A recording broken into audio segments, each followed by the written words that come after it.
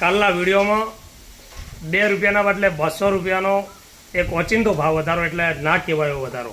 અને કાલના વિડીયોને તમે આટલો બધો સમજો, મારા વિચારો સાથે તમારા વિચારોને સમજ્યા.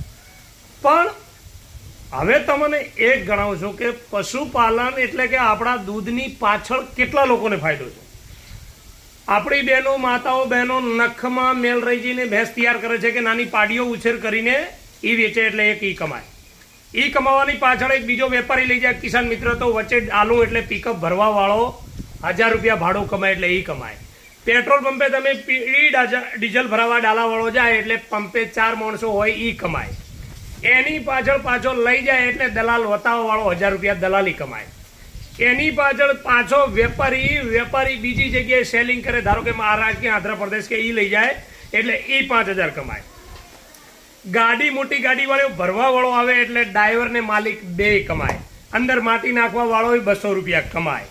એની પછી ફેરીઓ એટલે કે દૂધ ઘરો ઘર વેચવા વાળો એ લીટરે રૂપિયો કમિશન, એટલે કે બિચારો એનો પરસેવો વરસાદમાં, ઉનાળામાં કે ઠંડીની મોસમમાં ત્રણેય સિઝન ઠરતો, પલળતો અને ગરમીમાં લસપસ થતો 2 રૂપિયા કમાય.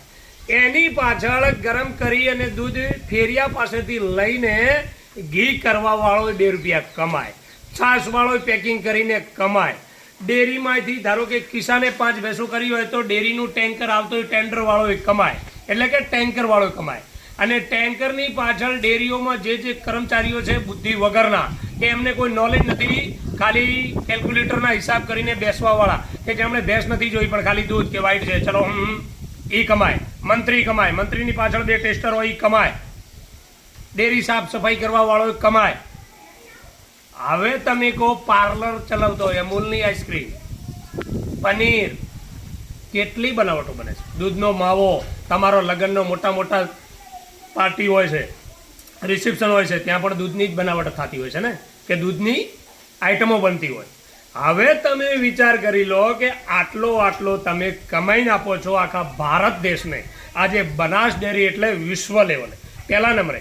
અને એ જ પશુપાલકને, એ જ બનાસકાંઠાને, એ જ વાવથરાદને આજે અંધારામાં 200 રૂપિયા, 2 રૂપિયાની પાછળ 200 રૂપિયા. આપણે 2 રૂપિયા જોતા નથી, 200 નથી જોતા. સરકારને વિનંતી છે, આપણા ચેરમેન સાહેબને, કે તમે જે અંધારામાં રાખી રહ્યા છો, તમે મોટી મિટિંગો કરો, અમને કોઈ પૂછતા નથી. મોટા નેતા લાવો છો, અમને કોઈ પૂછતા નથી. તમે ડેરીમાં મિટિંગો કરો છો, બસો મૂકો છો અને મંત્રીઓને બળજબરીથી તમે કહો છો આટલી પબ્લિક લાવજો, આને લાવજો, બહેનોને લાવજો.